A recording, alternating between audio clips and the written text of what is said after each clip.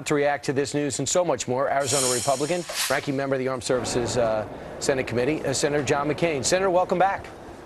Thank you. Good to be back with you all. Senator, not much surprises you, but were you surprised that the ambassador would indicate that we'd consider arming the rebels? Does that make sense? Oh, I think it makes sense. They're obviously outgunned, and if it was not for our the provision of U.S. and allied air power, they would have been defeated long ago. But by the way, if we had imposed a no-fly zone 3 weeks ago, Gaddafi would be gone by now. But That's right. Yeah, they are obviously outgunned. Well, Senator McCain, let me ask you this: do you know who the rebels are? Sure. One of them is the leader is a former justice minister. They've met with Hillary Clinton. They are recognized now by Qatar and by France. They're a group of people from all over Libya that represent the Libyan people. Do I know them well? No, because they've been under the boot of a brutal dictator. But my question is, do you trust the rebels enough to feel comfortable with the United States arming them?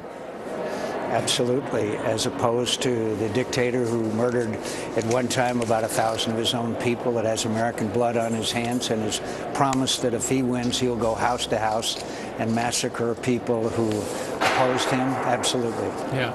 Senator, let me ask you this. If the administration is considering now arming the rebels as they march on Tripoli, that would have been a great thing for the president to bring up last night. Why do you think he didn't? I think it's because of his emphasis on, which is incomprehensible to me, on not using force to overthrow Gaddafi.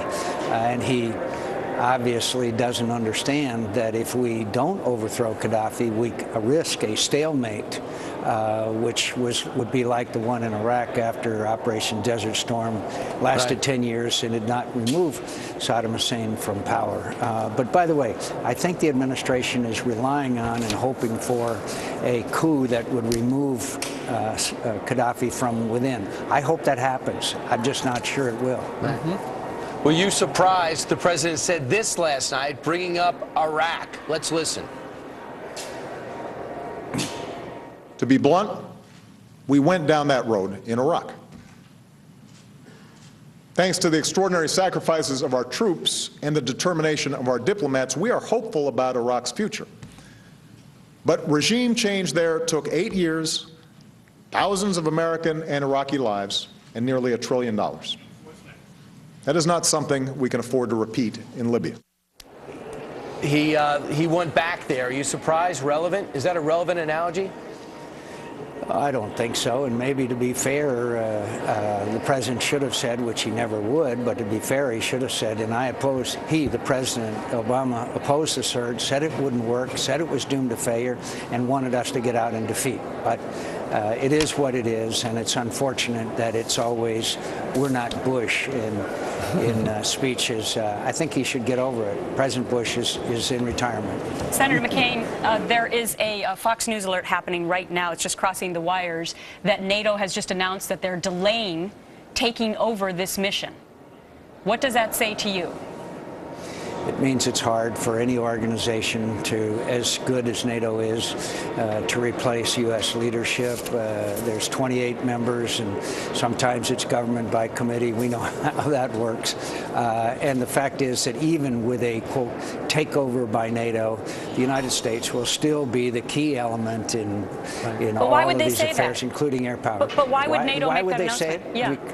Because they're having trouble organizing it, and this zeal to make sure that the American people believe the United States is out of a leadership role. Sure. Whether we like it or not, the United States leads, and we should be proud of that leadership, and we should be proud of what we've done throughout the 20th and 21st century.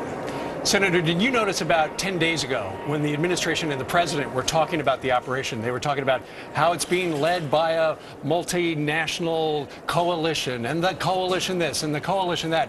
And then last night, the president very proudly was talking about his leadership and the U.S.-led force. Well, I think that the president should be proud of the U.S.-led force and what we've done.